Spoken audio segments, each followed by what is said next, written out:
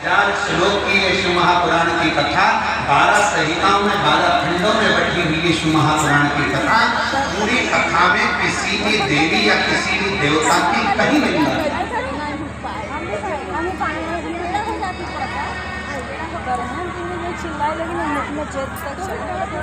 पूरी शिव महापुराण की कथा में किसी देवी देवता की निंदा नहीं है। पूरी शिव महापुराण की कथा में एक बात जरूर लिखी है कि संकट करना कैसे करते हैं, शिव कृपा कैसे, शिव दया कैसे करें।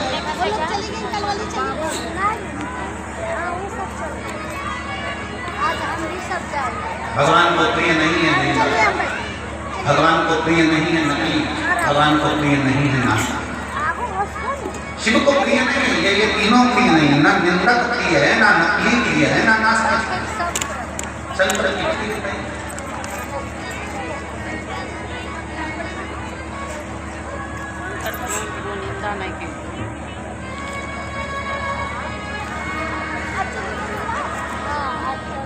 बाबा भोलेनाथ देव ऋषिनाथ का प्रणाम किया। नारद जी हैं, आदर किया, सम्मान किया सबका। नारद जी आइए, क्या बात है।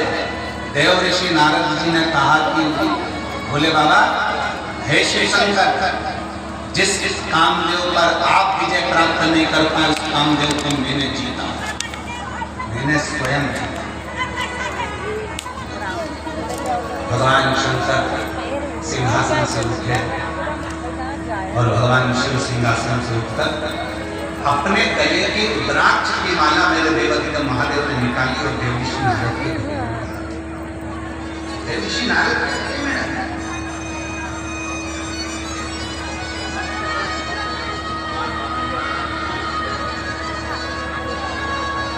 माला का मतलब जानते हो आप लोग? जम के बोलिए जरा। माला का मतलब जानते हो? कोई संत, कोई गुरु, कोई मंदिर, कोई देवालय, कोई शिवालय, कोई महात्मा, कोई सन्यासी, कोई तपस्वी, कोई साधक, कोई उपासक जब भगवान के गले की माला उतार कर तुम्हारे गले में डाल रहा है, कोई संत अपने गले की माला निकालकर तुम्हारे गले में डाल रहा है, कोई तपस्वी अपने गले की माला निकालकर तुम्हारे गले में डाल रहा है, कोई साधक, कोई उपासक अपने गले की माला निकालकर अगर तुम्हारे गले में डाल रहा है तो उसका मतलब क्या है? क्या मतलब? उसका मतलब ये नहीं है कि वो तुम्हारा सम्मान कर रहा है। उसका मतलब ये नहीं है कि तुम बहुत पैसे वाले हो, धनपति हो, करोड़पति हो, या तुमने कोई अच्छा खाना किया है तो उसमें माला अपने गले पे डाल कर रहा। ना, माला अगर भगवान के गले की माला तुम्हारे गले में आ रही है उसका मतलब ये है कि मेरे परमात्मा के हृदय में जो चित्रवती में जो राम नाम कृष्ण शिव नाम भरा हुआ है, जैसे तेरे गले में पहुंचे तो हृदय से तो तेरे भीतर प्रवेश कर जाए और तू भी राम नाम कृष्ण नाम शिव नाम।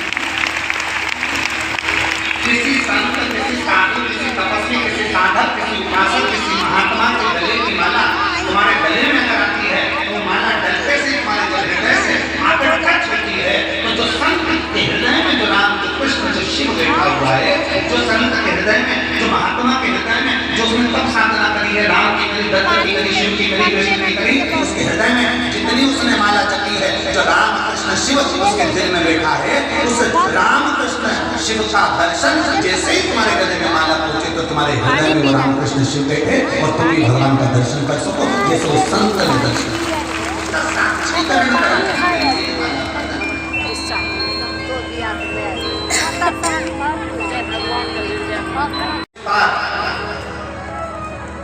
मणिकर्णिका पर बैठकर या विश्वनाथ के पवित्र घाटों पर बैठकर उस पार गंगा के माइक से कथा को श्रवण कर रहे हैं, वो भी ध्यान से सुनना। 3 चीजें मेरे शंकर भगवान के दरवाजे पर पहुंच कर देखी।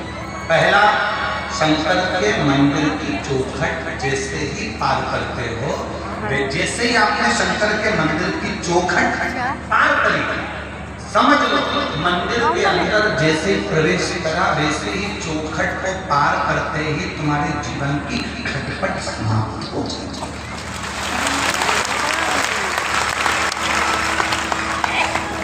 है। मंदिर में भगवान शंकर के दीवाने में शिवालय में जैसे ही प्रवेश करोगे, चौखट के अंदर गए और खटखट समाप्त। दूसरा, भगवान शंकर के मंदिर में पहुंचकर जब शिखर का दर्शन करते हो, शिखर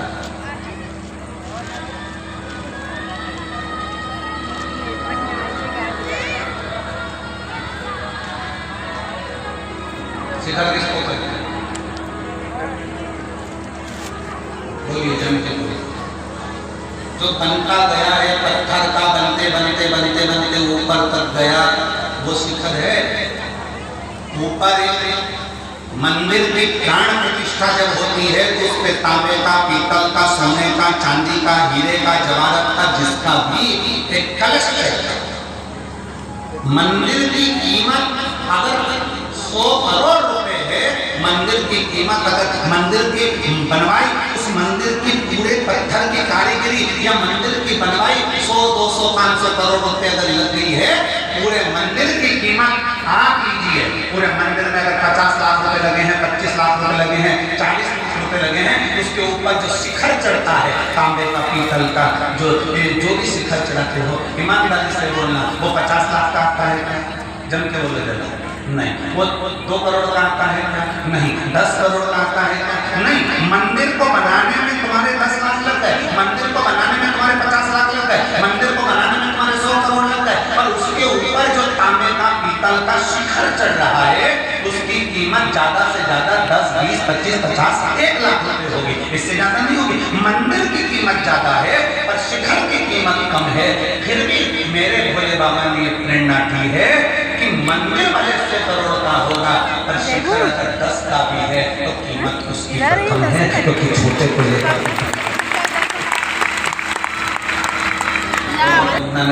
किसी की शादी तो होती है। चलो ठीक, शादी में बर्तन वर्तन आए हैं, दहेज में आए ना,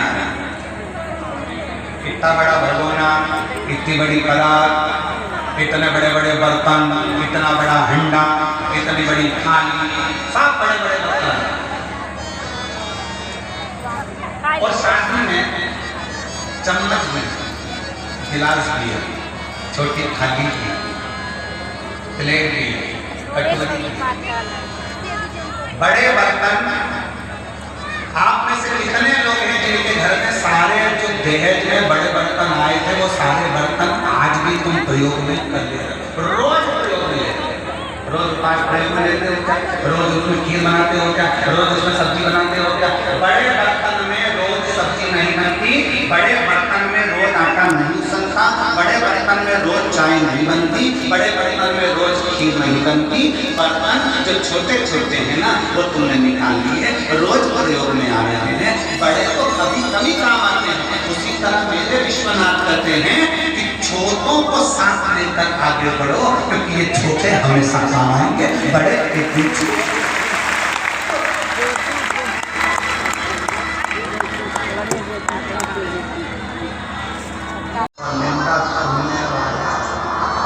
महापाप होगा। अब बजाओ ताली जोड़ा, वाराणसी वालों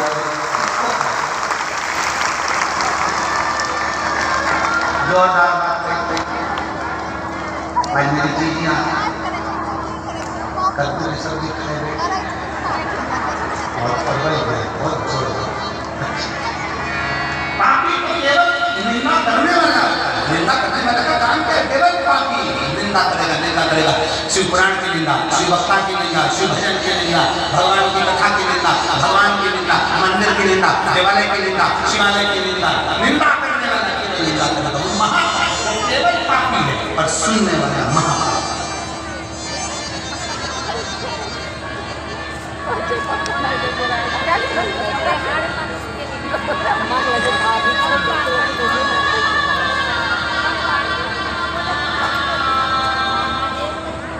अयोध्या में राम जी बैठे थे, तुमको खुशी हुई कि नहीं? अरे जानते तो बोलेगा हुई थी।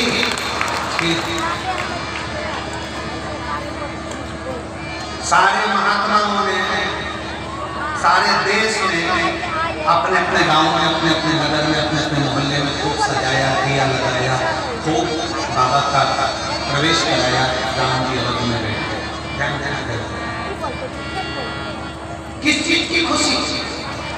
अवध में राम बैठे, अयोध्या में राम बैठे, पर मेरे भारत की भूमि का गौरव यह था कि जिस समय राम जी अवध में आए थे उस समय केवल राम अवध में ही उत्सव मना था, पर अभी जब मेरे राम अवध में आए तो पूरा भारत और विदेश में भी उत्सव मना रहा।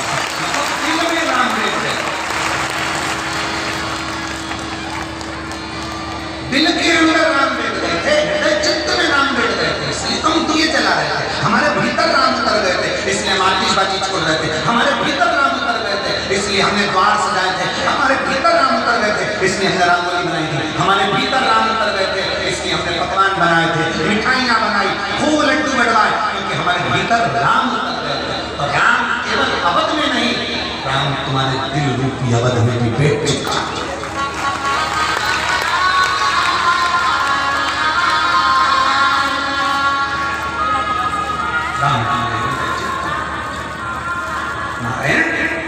भगवान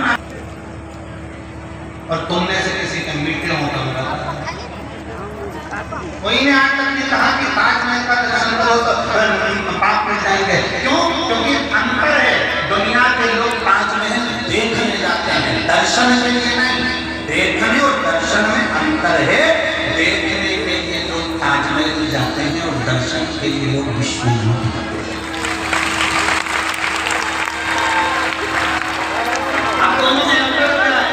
ताजमहल देखने से काम जाता है।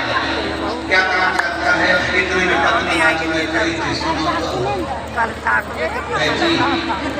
उसकी पत्नी के लिए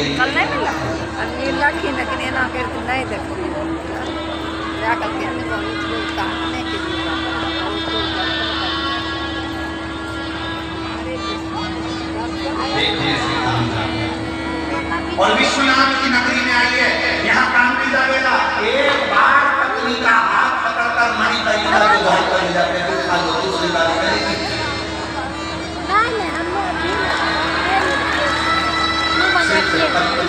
पति के चरण छूती हुई बोलेगी।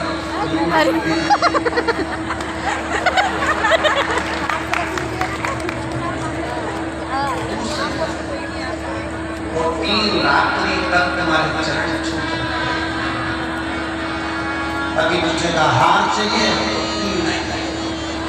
अच्छी वाली साड़ी क्या करूंगी? 4 व्हीलर गाड़ी पे चमकदार कपड़ों में लपेट के नाम सब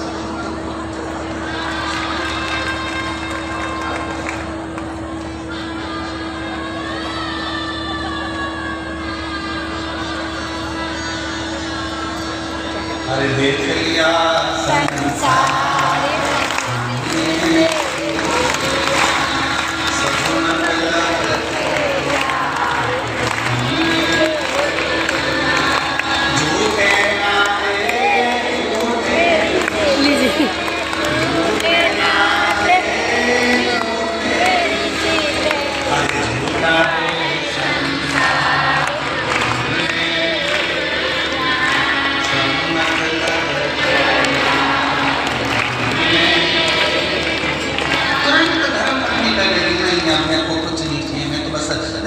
देखने में, ताजमहल देखने में काम बढ़ रहा है, ताजमहल देखने में आसक्ति बढ़ रही है, ताजमहल देखने में वासना बढ़ रही है। पर विश्वनाथ की धरा पर शिखर का दर्शन कर कर, मणिकर्णिका में घाट का दर्शन कर कर, गंगा का स्नान कर कर यहाँ देखा नहीं, यहाँ दर्शन करा तो आसक्ति भी चली गई, काम भी चले गए, वासना भी चली गई, तृष्णा भी चली गई, लोग भी चले गए, सब कुछ समाप्त हो गया। फिर जब घर गए तो केवल एक आत्मा थी और शिव परमात्मा था, उसके सिर्फ कुछ